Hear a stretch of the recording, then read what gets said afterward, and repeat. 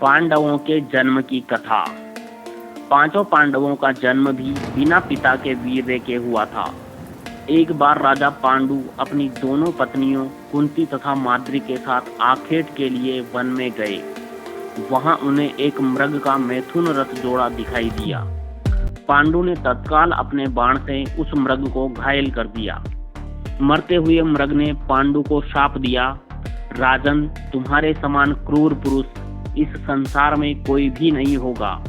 तूने मुझे मैथुन के समय बाण मारा है, अतः जब कभी भी तू मैथुन रत होगा तेरी मृत्यु हो जाएगी। इस शाप से पांडु अत्यंत दुखी हुए और अपनी रानियों से बोले, हे देवियों, अब मैं अपनी समस्त वासनाओं का त्याग करके इस वन में ही रहूंगा। तुम लोग हस्तिनापुर लौट जाओ। उनके वचनों को सुनकर दोनों रानियों ने दुखी होकर कहा, नाथ, हम आपके बिना एक क्षण भी जीवित नहीं रह सकती। आप हमें भी वन में अपने साथ रखने की कृपा कीजिए।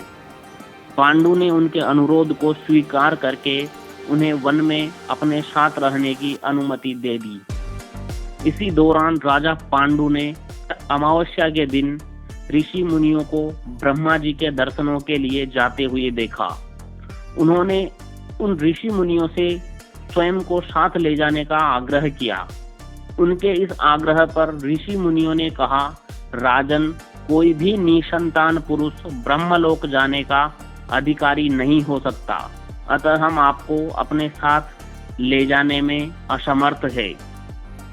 ऋषि मुनियों की बात सुनकर पांडु अपनी पत्नी से बोले, हे कुंती, मेरा जन्म लेना ही वृथा हो रहा है, क्योंकि संतानहीन व्यक्ति पितृ ऋण, ऋषि ऋण, देव ऋण तथा मनुष्य ऋण से मुक्ति नहीं पा सकता। क्या तुम पुत्र प्राप्ति के लिए मेरी सहायता कर सकती हो?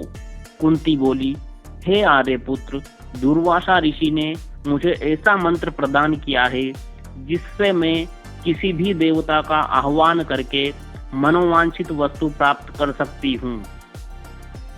आप आज्ञा करें, मैं किस देवता को बुलाऊं? इस पर पांडु ने धर्म को आमंत्रित करने का आदेश दिया।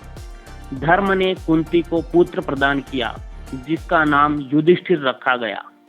कालांतर में पांडु ने कुंती को पुनः 2 बार वायुदेव तथा इंद्रदेव को आमंत्रित करने की आज्ञा दी।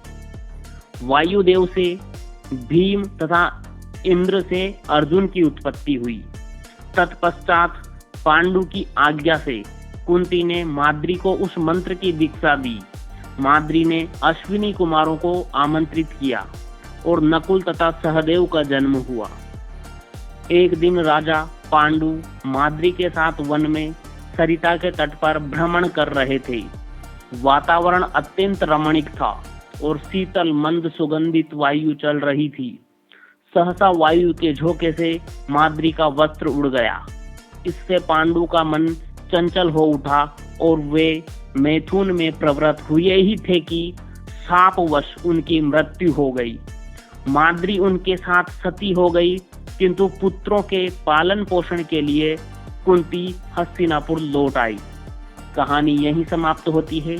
ऐसी ही और कहानियां सुनने के लिए चैनल से जुड़े रहें, चैनल को सब्सक्राइब करें। धन्यवाद। जय माता दी।